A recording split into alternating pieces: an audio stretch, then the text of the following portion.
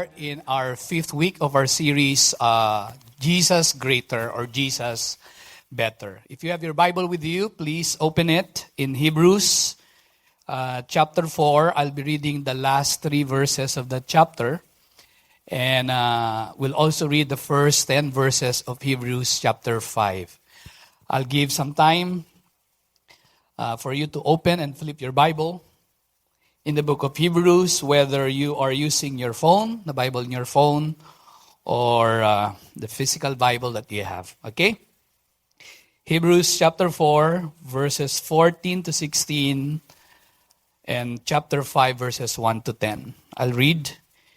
It says here, "Since then we have a great high priest who has passed through the heavens, Jesus, the Son of God.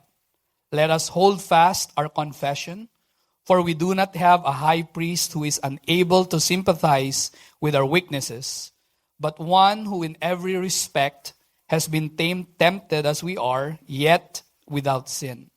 Let us then with confidence draw near to the throne of grace, that we may receive mercy and find grace to help in time of need." Chapter 5.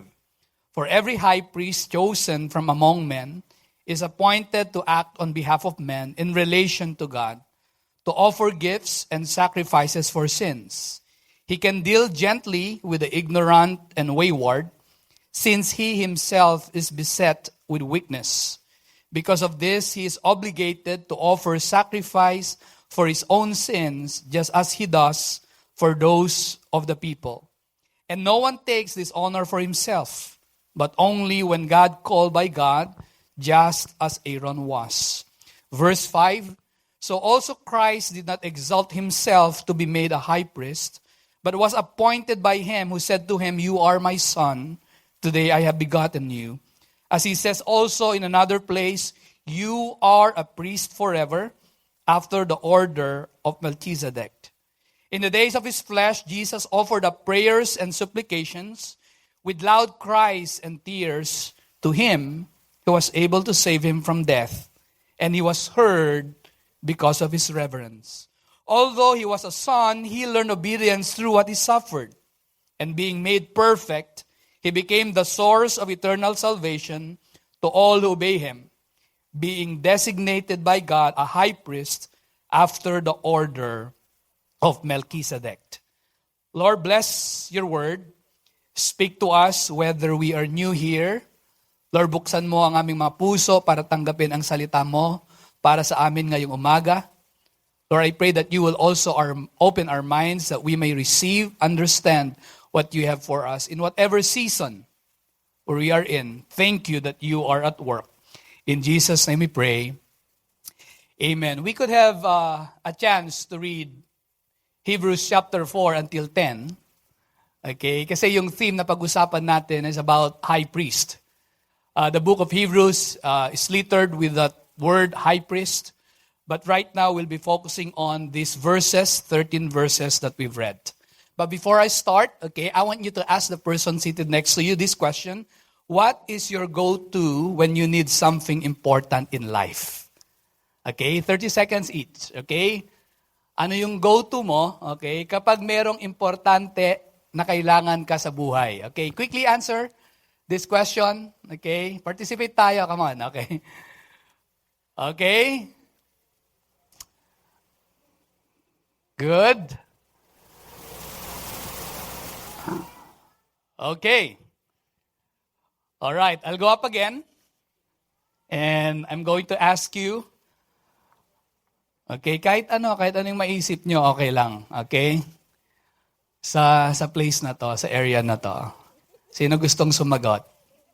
Okay, what is your go-to every time you need something important? I heard the name Angelo, so I'll be asking Angelo. Angelo, what's your answer? Kay Lord. Aside kay Lord. Kasi lahat naman tayo kay Lord eh. Meron ba? Siguro parents ko po. Since sila po yung nag-guide po talaga sa amin. Okay, parents. Okay, sino mga parents dito?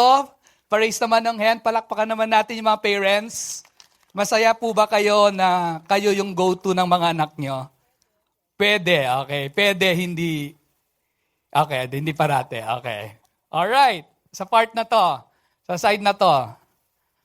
Okay, get used to this. You are in a cinema. What's your name? What's your name? Abby po. Okay, how would you answer the question? Go ahead. My go-to in my life is also my parents po since they are the first one na nakakaalam po ng mga kailangan ko. Oh, come on. Okay, palakpakan natin ulit yung mga parents. Grabe naman. Okay. Gitna yun, no? Sa dulo. O, gitna parati, no? Okay, sa likod naman. Okay ba? Excited ba kayo sa likod? Gusto ko sana si Jancel, pero okay lang. Okay. Dito. Okay. What's your name? Nico. Nico. Yan. Yung go-to ko, aside sa online banking, asawa ko. Mapa-approve natin. Okay. Alright. Online banking. Okay. Sino dito go-to ang online banking? Okay. Press mo lang yun, di ba? Ilalagay mo lang. Tapos magiging part na, ready na yung cart mo. Okay. Sa pagkain. Okay. Yung go-to ng iba, pagkain. Okay. Minsan ang go-to natin, pag minsan pagod lang, hindi natin alam ginagawa natin. Usually, ito yung go-to natin. Tama, pakita natin. Tama ba? Ilan dito? Okay, masarap, di ba? Yung iba sa inyo, talang inisip pa ng malalim eh. Ano yan? Okay. Okay. If you look at the book of Hebrews, the priest was a go-to person at that time. In the Old Testament, they are representatives of God. Sobrang halaga yung role nila because they represent God and they are the ones doing the task of a priest for them to fulfill what God has entrusted to them at that time. Kaya yung binasa natin kanina, 13 verses, pero may 5 references ng high priest. Can you say high priest? Because if you talk about the high priest act on behalf of men in relation to God. That's their very role. Nasa Hebrews chapter 5 yan, di ba? Nakita natin, they act on behalf of men in relation to God. For us to have a deeper appreciation of what we've read, at ma-appreciate natin why Jesus became the high priest, we need to know a quick historical context. Ano yung role nila before in comparison to the role of Jesus. Excited ba kayo? Parinig nun? Hebrews chapter 5, in-unpack yun, verses 1 to 10. I'll stay here kasi I will be showing, okay, a comparison table, okay, where we can see the Levitical priest and Christ as a high priest. Sabi doon, when you talk about a Levite, a priest, okay, he was chosen, appointed, and called. Okay, hindi niya in-appoint yung sarili niya na sabihing, high priest ako. He was chosen by God and he was called by God for him to represent God. But for Christ, sabi doon, he was also appointed and designated. Okay, pangalawa, makita natin doon, okay, sa Levitical priest, he offered gifts and sacrifices for sins. Okay, yung gifts na yon, pwedeng meal offering. Okay, I just call it meal offering at that time. That's what they give. That's what they offer before God. To Christ, He offered up prayers and supplications. Okay, pangatlo, sa priest at that time, he dealt gently with the ignorant and wayward, and since he himself was beset with weakness. In Christ, he learned obedience through what he suffered. Last one, okay, he was obligated to offer sacrifice for his own sins just as he does for those of the people. But for Christ, he was being made perfect that he became the source of eternal salvation to all who obey him. Now think about that for a moment. There's a comparison between Jesus as the high priest and the priest before from the lineage of Levites. That's significant because that reflects the way people relate to God, and that reflects the way we relate to Jesus today. Anong difference ng ordinary high priest at saka si Jesus as the great high priest? Unang qualification, divine appointment. Can you say divine appointment? Pero ang tanong natin, they were appointed, both of them were appointed by God. What makes Jesus greater over the ordinary high priest? What makes him unique? What makes him different? What makes him far above the priest at that time, that he is totally out of their leagues, okay? And yet, he is the one he came to represent us as the high priest here today. Verse 14, it says there, since then, we have a great high priest who passed through the heavens. Jesus, can you say Jesus? Jesus, the Son of God. Now think about that. The Levite priest, appointed by God, Jesus, called by God, but the priests before, they did not enter through the heavens. They just entered the tabernacle and they would offer those sacrifices for them to receive the forgiveness, for them to appease God in terms of their sin before God. But in Christ, he said there, he has gone through heavens. He's the only high priest that God said he is glorified. He is the only high priest that God said that is fully approved. He is the only high priest that God declared Jesus is the forever high priest in the order of Melchizedek. By the way, yung name na Melchizedek, pag-usapan natin yan sa week 7, okay? Sa Hebrews chapter 7. Okay ba yon? So, iset aside muna natin yon. Some of you are thinking, ano nga ba yung order of Melchizedek? Okay? So, wag kayong mawawala, okay, sa week 7. Now, think about that. He went through the heavens. Bakit through the heavens? Okay, background ulit. Kailangan natin malaman to. Let's look at the tabernacle, the place of worship of the Israelites before. Ito yung unang picture ng tabernacle that they had at the time. Okay, there's the outer court, there's the inner court, there's this holy place, and there's this holy of holies. Every time the priest would offer, he will be entering in one of those courts for them to give the offering necessary for God. Okay, in other picture, ito, top view ba? Yung susunod, top view. Okay, ito yon. Outer court, holy place, and holy of holies. Now think about this. What's with tabernacle at that time in comparison or in connection to the heavens where Jesus went through? The tabernacle represents the presence of God. Every time the people will enter the tabernacle, there they experience the presence of God, especially the priests at the time. Especially the one who was sent to offer sacrifices. But right now, in Christ, he fulfilled all those acts. He fulfilled all those roles for them to enter the heavens. Quick note. Interesting to. 3 heavens. Can you say 3? 3 heavens. If you look at 2 Corinthians chapter 12, there's a picture of heaven there. There's this temporary heaven that are part of the created things shaken and will perish. The second one, there's a heavenly Jerusalem. It's an enduring city. It's unshakable and it's a perfect tabernacle compared to the tabernacle of the Israelites before. And the third one, it's behind the curtain. It's the most holy place into the presence of God. But Jesus, if you show the picture, okay, he entered through the heavens. Pabaliktad ako. Pakita yung picture na yan, yung top view. The inner court, the most holy place, and the holy of holies, where the presence of God is. He came to fulfill that by giving himself to us as a great high priest. That's what makes Jesus unique to you and to me.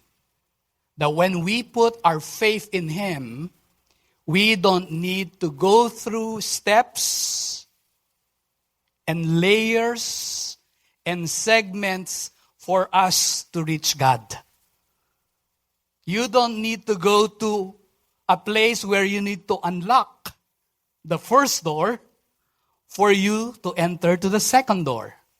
You don't need to enter the password for you to enter the presence of God.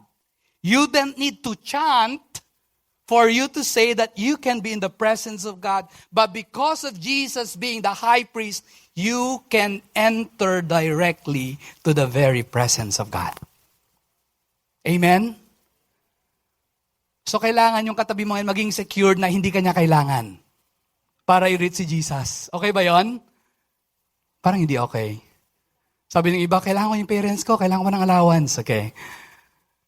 But for Jesus, in Him now we can have an access to God. Kasi dati, temporary yung access. Kasi dati, limited yung access. Pero ngayon, unlimited, lasting, and enduring yung access. And because of what Christ has done, now we can experience the benefits of having Jesus as our high priest. Hebrew 4:15, magandang balita Biblia, sabi niya, ang ating pinakapunong paring ito ay nakakaunawa sa ating mga kahinaan, sapagkat tulad natin, tinukso siya sa lahat ng paraan, subalit kailanmay hindi siya nagkasala. Hebrews 4:15, for we do not have a high priest who is unable to sympathize with our weaknesses, but one who in every respect has been tempted as we are, yet without sin. Anong ibig sabihin nun? You have a compassionate priest, his name is Jesus. And this compassionate priest, whose name is Jesus, means Jesus feels what you're going through and suffers along with you. Nararamdaman niya kung ano yung pinagdadaanan mo at hindi ka lang niya nararamdaman, He suffers along with you. Because He entered the full human experience of what it is to be like you and me, so that in Him we can approach Him, so that in Him He's not far from us, so that in Him He is not distant, so that in Him He can relate to us and we can draw near to Him. Think about that right now. He can sympathize with our weaknesses. It means He feels our suffering, but He also shares our suffering. He was tempted yet without sin. He was tempted. It means, sinabi siguro ni Jesus noon, the struggle is real. Because there's sin available. He was presented with a lot of things that can cause him to sin. And yet, he said there, because he is Christ Jesus, yet without sin, he can relate to us. I'll be asking Josh to be here in front. Okay, Josh, ano yung pinagdadaanan mo ngayon sa buhay? Pwedeng tanungin na, okay lang ba yan? Okay. Josh, ano yung lapit ka? Ayaw na lumapit tuloy sa akin, okay? Sige, palapakan natin muna si Josh kasi baka ma-pressure siya sa gagawin ko ngayon eh. Josh as a concern. Magbigay ka ng concern. Not necessarily present, okay? Okay. Pero ano yung concern mo, Josh? Siguro po pabalik-balik po na sickness. Okay, pabalik-balik na sickness. When you think about Jesus feeling what we go through, many times this is what we think about Jesus. Josh, alam ko yung pabalik-balik na sickness sa buhay mo. Many times we think about the sympathy of Jesus like this because of the human experience that we have. When someone sympathizes us, it's as if the person just knows what we are feeling. Nararamdaman ko yung pinagdadaanan. Pero many times we feel distant, even if we feel the pain, even if we feel that sickness, that cause of sickness, even if nakaka-relate tayo somehow, in some degrees, one way or the other, we feel the pain. Tama? Nararamdaman niyo yung pinagdadaanan ni Josh? We feel the pain. But sympathizing means when Jesus said, He sympathized with our weakness, it means He doesn't only feel the pain. Even if you're walking with pain, He's walking with you. He's not saying, oh, I feel the pain. Josh, I feel the pain. I know what it feels like. But He says, I know what it feels like, Josh, but I will be walking with you in that pain. That's sympathy. You don't just say you feel the pain. It means you are an active support. You are an active guidance. You are an active person who will walk with this person, who will not just say, I feel the pain, but I will share with your pain. Josh, I'm here. I'll walk with you. With all the things that you're going through in life, because I don't just feel what you're going through, I'm suffering along with you. Thank you, Joash. Palapakan natin si Joash. Think about that for a moment. What is one pain in your life that you feel like you are distant from God or God is distant from you to the point that you're saying, Lord, nararamdaman mo lang ako eh. Wala ka naman sa buhay ko. Jesus is not out of touch of your reality. He sees, He knows, He understands, and He can relate with you. If you're a student today, you're invited, it's your first time to join here, you have a concept of God, yet you're far from Him. And many times when a person approaches you and talks about Jesus, many times you distance yourself. Because you know that concept and yet you don't know fully who He is. That this Jesus we are saying is not only a Jesus who knows about what you're going through, but He became like you so that He can work with you and walk with you in every situation of your life. That's the Jesus that you serve. Hebrews 4:15.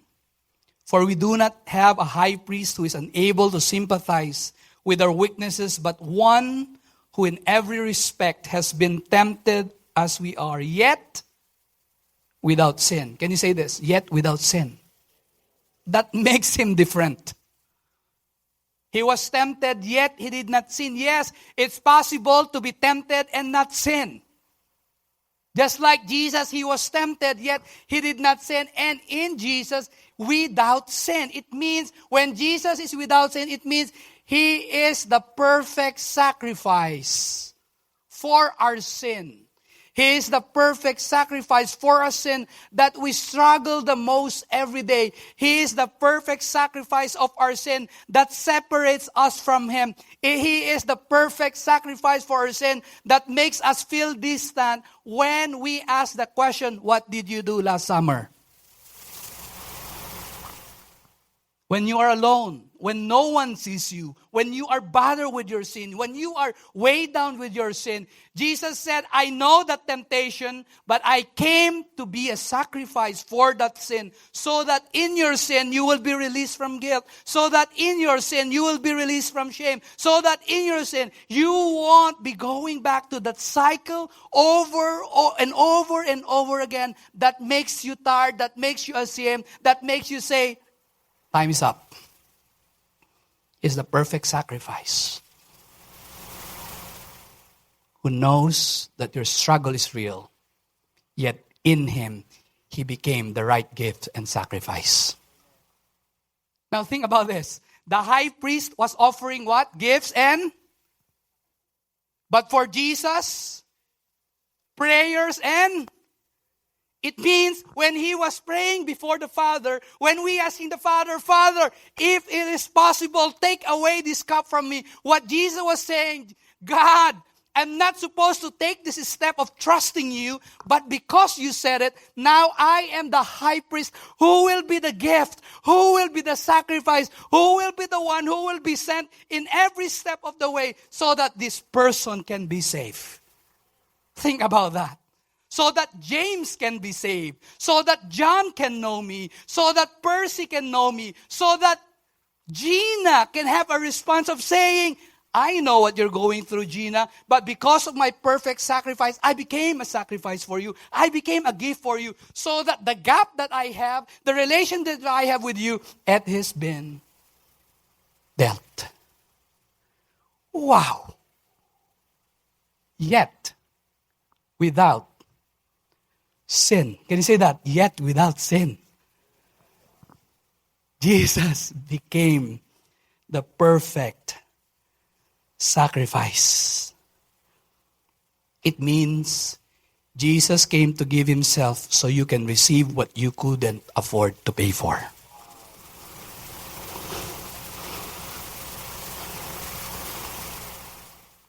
Anong isang bagay na hindi mo kayang bayaran? Na si mama at papa ang kayang gumawa. In life, what is one thing that you couldn't pay for? You couldn't pay for your sin. Guilt cannot be eased by long sleep. Shame cannot be covered by trying to get attention from people. That guilt and shame that's caused by sin has been paid by Jesus. You can afford it, yet He paid for it. That's good news, amen? And when you know that for sure, you are walking with confidence. And when you know for sure that the reality that Jesus became the perfect sacrifice, now you go out from your house, from your place, confident enough saying, God, I know I'm struggling, but because you became the sacrifice for me, I can have the grace, I can have the strength, I can have the joy, I can have the endurance, I can have you in every aspect of my life. Jesus' obedience became our confidence. Jesus' obedience became your confidence. He's not only a compassionate priest, he's not only a perfect sacrifice. In him, we have a privileged access. We have a privileged access. Hebrews chapter 4, verse 16. Let us then, I want everyone to read this together. 1, 2, 3, go. Let us then, with confidence, draw near to the throne of grace, that we may receive mercy and find grace to help in time of need. Encourage mo yung katabi mo, sabihin mo, you have a privileged access.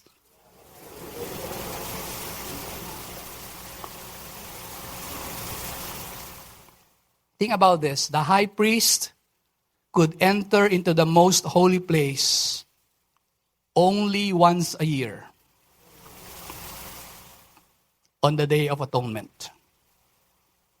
But because Jesus became your great high priest, you can enter the presence of God anytime, anywhere.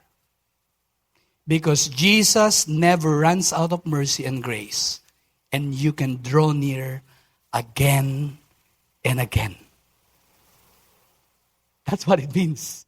It says, you can draw near with confidence. You can draw out confidence. You can draw out joy. You can draw out security. You can draw out freedom. You can draw out victory. You can draw out healing. You can draw out the things that you need, because when you approach the throne of grace, there's mercy that's available for you. So draw near again and again and again and again and again and again. Sing with me. And again, and again, and again. That's what it means. Again and again and again. Yet sometimes you feel like, Lord, baka nagsawa ka na sa, no. It says there, when you have faith in Jesus, because you know He's your high priest, you can say again and again, Lord, I know I've done this sin, Lord. Ano to? Chacha ba, Lord? Ano gagawin natin, God? Lord, many times I step up, papalayo na ako sa'yo, but it says there, again and again, Lord, I'm stepping up in faith, knowing that I'm going to trust you with this. Lord, again and again, I'm going to follow you again and again. And sometimes struggles in life are pulling me back. The sin that I'm with, the sin that I'm struggling every day, Lord, it's hard, it's painful. But the Word of God says, again and again, say it with me, and again and again and again, draw near with confidence to the throne of grace, because the throne of grace is available with mercy and grace in time of... When do you need Jesus? Every day. When do you need Jesus? Every moment. You need Jesus when you're having your meal. You need Jesus when you're confronting someone in your office. You need Jesus when you are talking to your kids. You need Jesus. And sometimes you fail, sometimes you sin, sometimes you don't know what to do. But you can draw near again and again and again. Lord, spoiled na ako. Yes, that's who you are in Christ, because you believe in Him. Nakakahiya naman, Lord. No, hindi nakakahiya, because you don't need to prove yourself to come to Him. Because He said, I've proven myself to you. My confidence is enough. And the obedience that I've done through the cross is enough for you to step out in faith.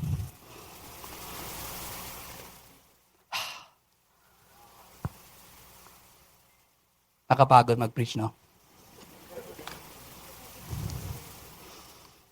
Remember the story of the woman in John chapter 4. The woman at the well. She had an encounter with Jesus. And the woman was carrying the jar. And Jesus suddenly responded, can you give me a drink? The woman said, I cannot give you a drink. I cannot relate with you. I cannot associate with you. You are a Jew. I'm a Samaritan. In history, we have a gap. I cannot draw near to you.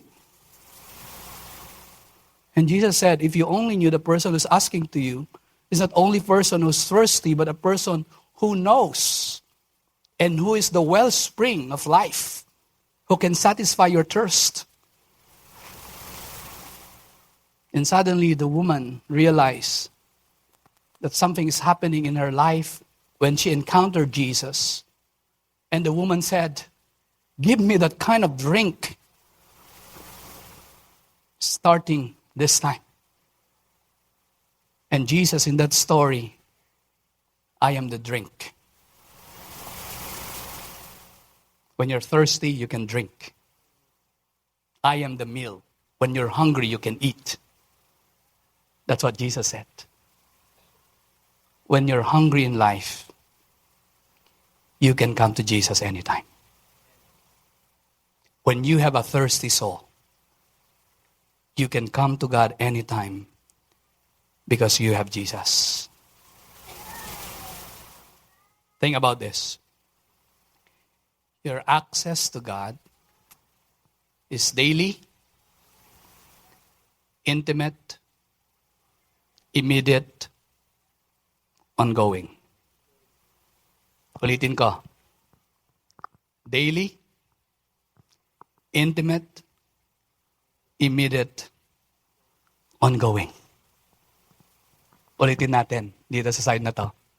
Daily, sa side na to, intimate, immediate, ongoing.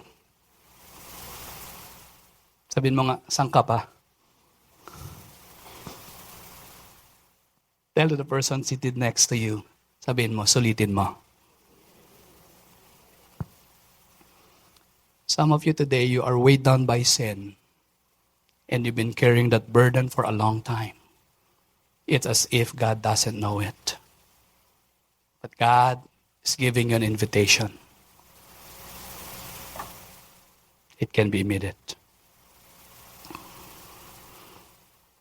And because of that, Hebrews 4:14, it says there, let us hold fast our confession.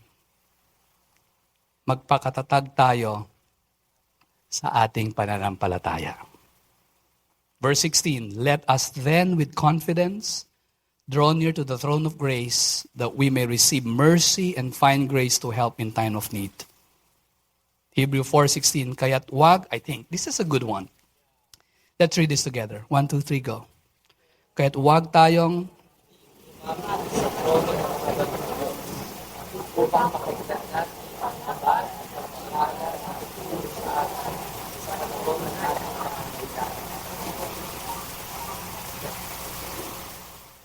some of you, the words that you've been waiting for from God today is this.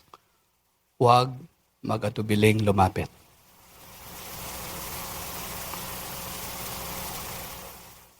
Some of you, the word they've been desiring from God is habag, mercy. Some of you, the word that you're needing today is tulong, help, pangangailangan, need. One time, I was in Quirino.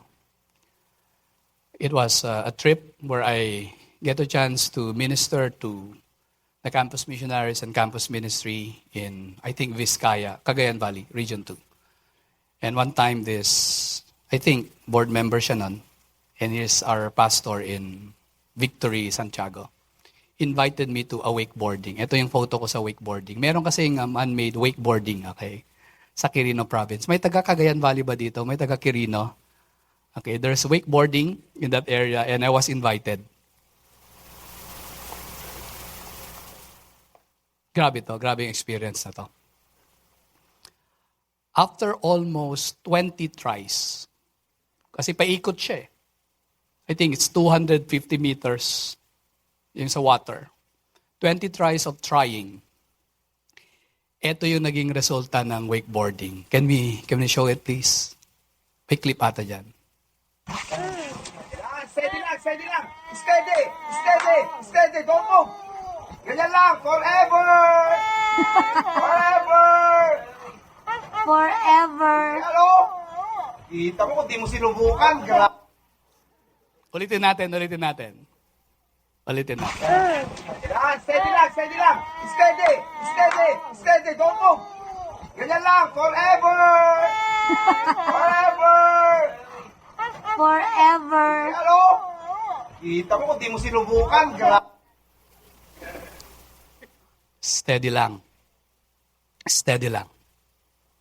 Forever.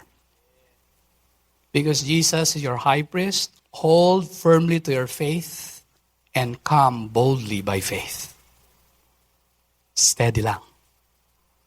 Okay, encourage mo yung katabi mo ulit. Sabihin mo, steady lang. Isa pa, forever. Hold firmly to your faith and come boldly by faith. I'll be asking the music team to prepare for a song. Let me pray.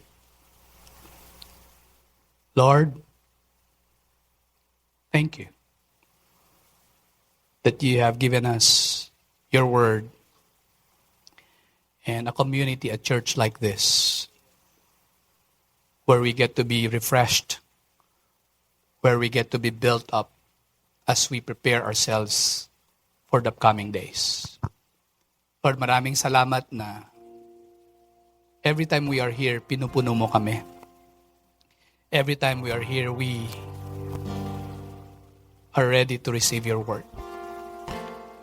Lord, whatever we've got from you today, that might be a word of affirmation, a phrase that gave comfort in our lives,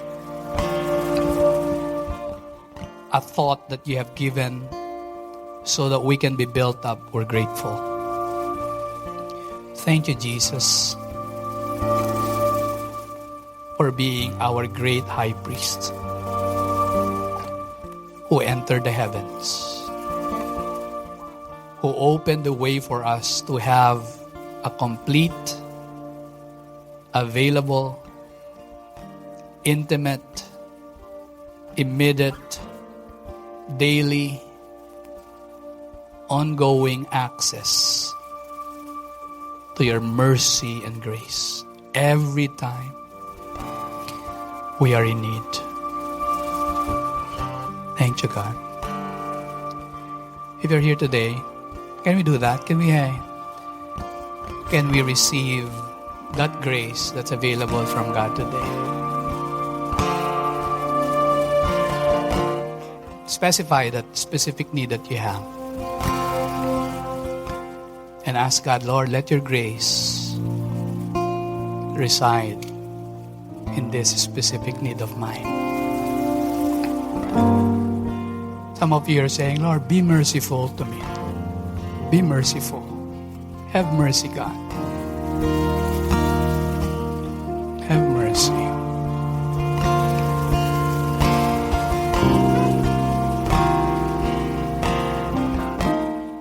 I need a specific need in terms of healing. Lord, have mercy.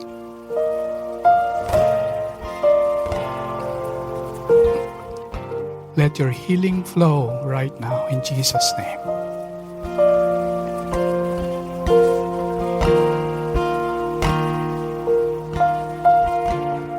If you're in need of healing, then you just raise your hand. Just believe God for healing.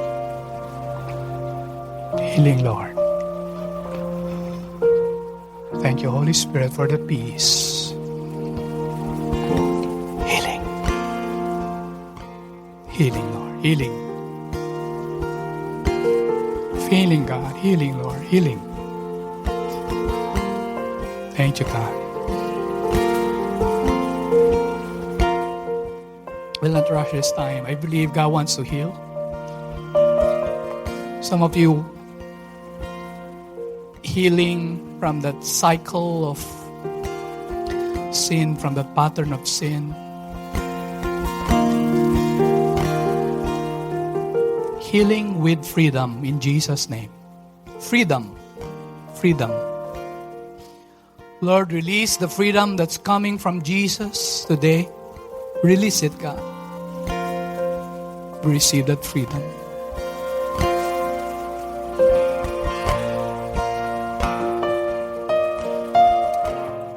Lord, the burden. Some of you, you're carrying a burden.